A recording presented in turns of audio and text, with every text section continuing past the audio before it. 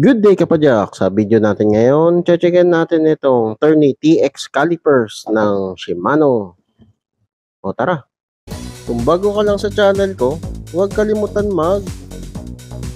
subscribe at i-click yung bell icon para notified ka sa mga future videos ko. Leave a like na rin. So meron tayo ditong Shimano caliper. Nabili ko lang siya ng 250 pesos.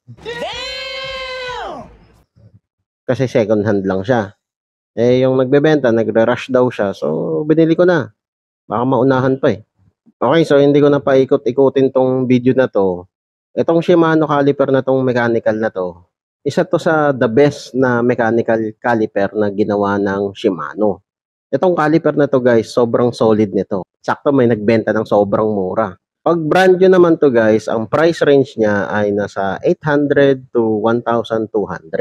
So medyo may kamahalan siya para sa mechanical, pero ang binibili mo kasi dito yung quality niya.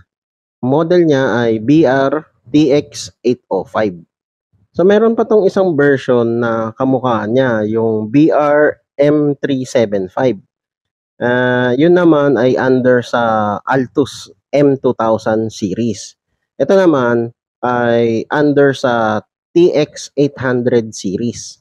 Itong part na to, gawa yan sa alloy o aluminum. Tapos, itong part na to, ito plastic to guys. Kaya ingat lang kapag natumba yung bike, magagasgas yan. Katulad nito, nagasgas na. Ayan o, gasgas na. Shimen na siya, shimen. Ito magnet. Ayan o, bakal siya, dumikit.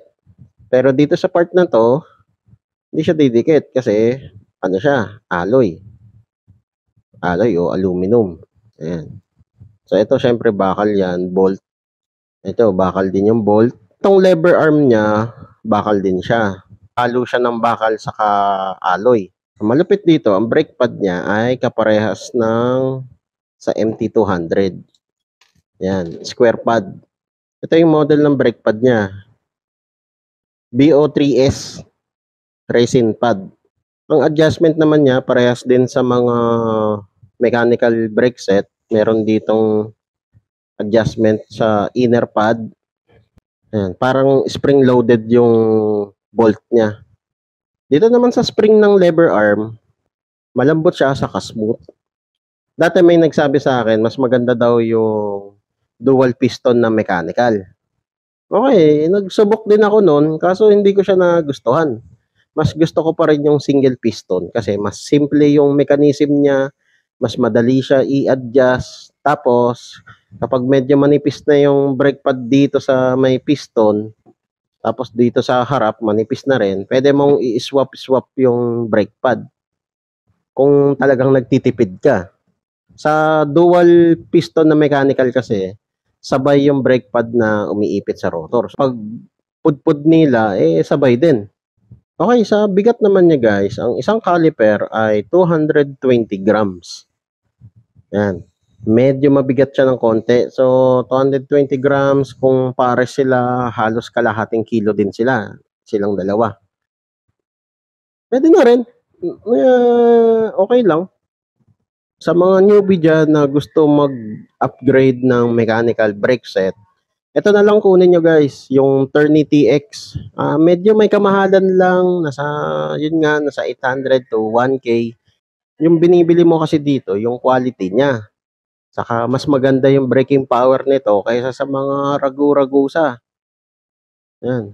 Pero hindi naman ako hater ni Ragusa.